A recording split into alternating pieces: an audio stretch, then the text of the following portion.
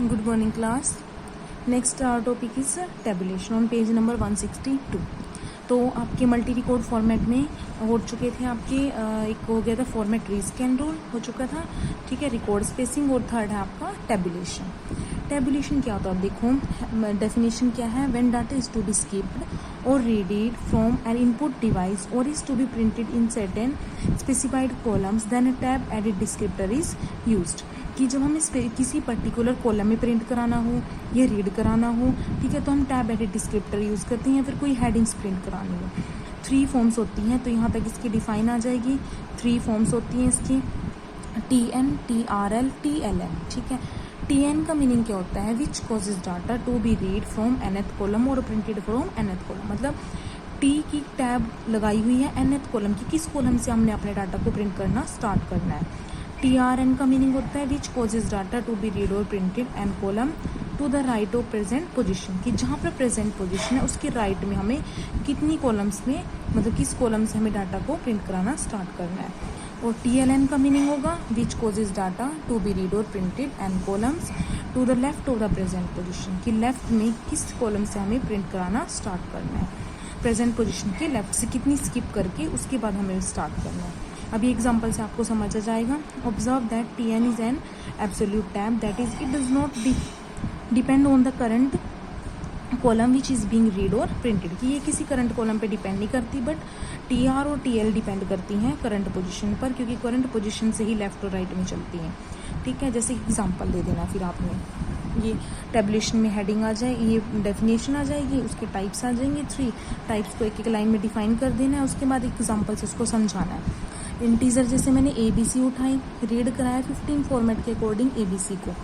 Format क्या दिया, T6 की टैब 6 से मैं I2 2 डिजिट का इंटीजर प्रिंट कराऊंगी. T9 टैब 9 से I3 3 डिजिट का इंटीजर प्रिंट कराऊंगी. T2 टैब 2 से I4 4 डिजिट का इंटीजर प्रिंट होगा, ठीक है. तो the value A will read from the 6th column and the value of B from 9th column and the value of C from the, कौन सी column से थी आपकी, या जाएगी सेकेंड कॉलम से. The value of AB should be placed in input unit as shown below. अब इसको डायग्राम बनाकर भी दिखाना है कि कैसे उठाएगा. अब T6 था, अब देखो जैसे मेरी कॉलम्स बनी हुई है, मैंने कॉलम्स बनाई हुई है. 6 कॉलम से मुझे क्या करना है, 2 डिजिट का इंटीजर प्रिंट करा देना है. 56 हो गया जैसे. उसके बाद अगला क्या था, T9 था. T9 9th कॉलम से I3 3 डिजिट का इंटीजर प्रिंट करा देना, ये B की वैल्यू होगी. फिर T2 था, मतलब मुझे सेकेंड कॉलम से क्या प्रिंट कराना है, I4 4 डिजिट का इंटीजर, ठीक है. तो ये टैब्स हो गई हमारी सिंपल टैब जो हमने यूज़ की है. ऐसे हमारा डाटा इंटरनली उठाता है फिर सिस्टम, ठीक है. तो सेम इफेक्ट में B obtain by the statement. अब इसमें राइट लेफ्ट करके दिखाया हुआ है कि इसको मैं राइट लेफ्ट के अकॉर्डिंग भी लिख सकती हूँ. 25 फॉर्मेट उठाया, फॉर्मेट में क्या है, टैब 6 से 2 डिजिट का इंटीजर प्रिंट कराया, ठीक है. ये 2 डिजिट का इंटीजर हो गया. TR1 कि जहाँ पर अभी प्रेजेंट पोजीशन है उसके राइट से एक कॉलम छोड़कर वहाँ से मुझे I3 3 डिजिट का इंटीजर प्रिंट करा देना है. फिर जहाँ पर अभी प्रेजेंट है उसके लेफ्ट से 10 कॉलम्स का स्पेस छोड़ देना है. 1 2 3 4 5 6 7 8 9 10, ठीक है, ये छोड़ देंगे. फिर उसके हमें क्या करना है, वहाँ से 4 डिजिट का इंटीजर प्रिंट कराना है. तो ये आप इसको ऐसे भी लिख सकते हो, ठीक है. Tab edit descriptor is particularly used to skip data fields. It can also be used to reread parts of data. The tab edit descriptor is particularly useful in printing headings. Headings के लिए mainly use करते हैं. जैसे हमने name, education, as और state, ये 10th column है, ये 26 36 43. तो इसके लिए क्या फॉर्मेट दूंगी, 25 फॉर्मेट के अकॉर्डिंग प्रिंट कराया. क्या हुआ आपका 100, ये आ गया T10 टैब 10 से मैंने, क्योंकि स्ट्रिंग प्रिंट कराना है तो डबल कोट्स में डलेगा, नेम प्रिंट करा दिया. टैब 26 से क्योंकि स्ट्रिंग प्रिंट कराना है तो एजुकेशन प्रिंट करा दिया. टैब 36 से फिर स्ट्रिंग है तो एज, और टैब 43 से स्टेट. तो ये हेडिंग ऐसे आपकी प्रिंट हो जाती है, मतलब टैब लगाकर हम हेडिंग्स प्रिंट कराते हैं. अब एग्जांपल इसका एक प्रोग्राम लिख देना है. ये सेम जो ऊपर यूज़ किए हुए हैं ऐसे ही इसमें कर देना है. आपने ABC 15 फॉर्मेट के अकॉर्डिंग उठाया, फॉर्मेट मैंने टैब में दिया हुआ है. ऐसे ABC को 16 के अकॉर्डिंग उठाया, उसमें फिर मैंने ऐसे दिया हुआ है, ठीक है. और प्रिंट लास्ट में एक हेडिंग प्रिंट करा के दिखा देनी, ये इसका आउटपुट हो जाएगा. क्योंकि सिस्टम में तो आउटपुट सिंपल फॉर्म में शो होएगा आपको, बट इंटरनली ऐसे कॉलम्स में ये सेव होता है, ठीक है. यहाँ तक आपका पूरा हो जाता है मल्टी रिकॉर्ड फॉर्मेट। मतलब मल्टी रिकॉर्ड फॉर्मेट में आप 3 टाइप्स लिखोगे, ठीक है। मल्टी रिकॉर्ड फॉर्मेट में पहले थोड़ी सी डेफिनेशन लिख देनी है, फिर उसके 3 टाइप्स जो भी हैं हमारे।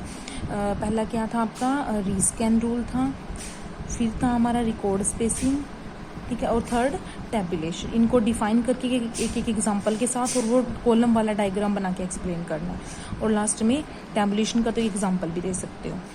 नेक्स्ट टॉपिक है प्रिंटिंग कैरेक्टरिस्टिक्स। कैरेक्टरिस्टिक को प्रिंट कराना क्या होता है।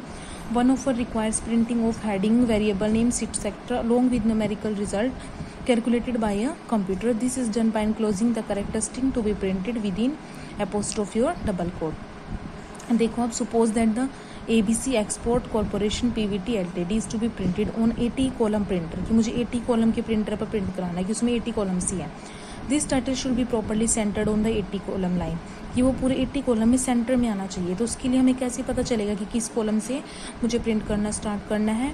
काउंटिंग करेक्टर इन दैट, पहले मैं क्या करूँगी, इसमें करेक्टर को काउंट करूँगी, ठीक है, इंक्लूडिंग ब्लैंक स्पेस।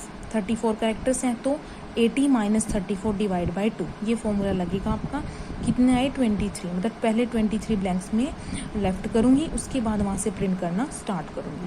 तो प्रिंट 100 फॉर्मेट लगाया, क्या होगा, पहले कैरीज कंट्रोल कैरेक्टर, फिर 23 ब्लैंक छोड़ देने हैं, फिर वहाँ से ये हेडिंग आपकी प्रिंट होगी। Observe the following point, 1x at the beginning is carries control character, 23x in the format generate 23 blanks.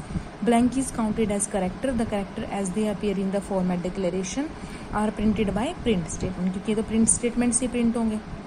Observe that print statement has no variable list. This is allowed as only a title is to be printed in this case.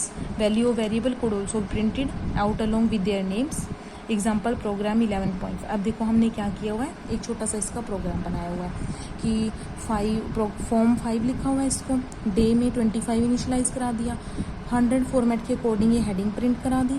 उसके बाद 110 के according day को print कराया। कैसे print कराया day को, carries control character 32x, मतलब 32 का स्पेस उठाया, फिर जनवरी I3 कितना है, I3 में प्रिंट करा दूंगी, 3 डिजिट का इंटीजर, ठीक है।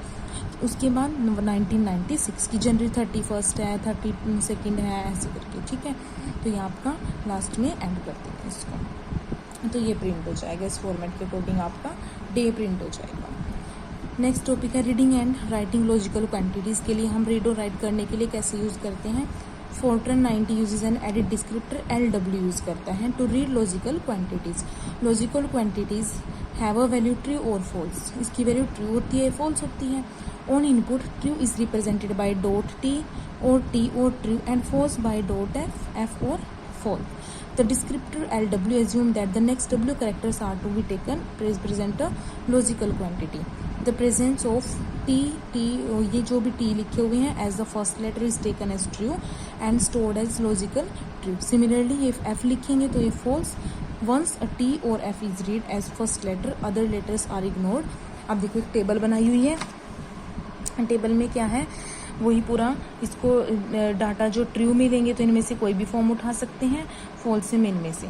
On output if the logical quantity is true it is printed as 3 column blank हो गए, फिर T with edit descriptor L4, कि अगर L4 दूंगी और टी प्रिंट करा रही हूँ मैं तो 3 ब्लैंक आ जाएंगे और टी आ जाएगा। और एस टी विद, और अगर खाली टी प्रिंट कराना चाहती हूँ तो एडिट डिस्क्रिप्टर L1 आ जाएगा आपका। In general if the edit descriptor is LW then W - 1 blanks are left followed by T और F depending on whether the logical variable is true और फॉल्स, कि W - 1 ब्लैंक आते हैं अगर आप T और F प्रिंट कराते हो और LW उसमें एडिट डिस्क्रिप्टर उठाते हो, ठीक है।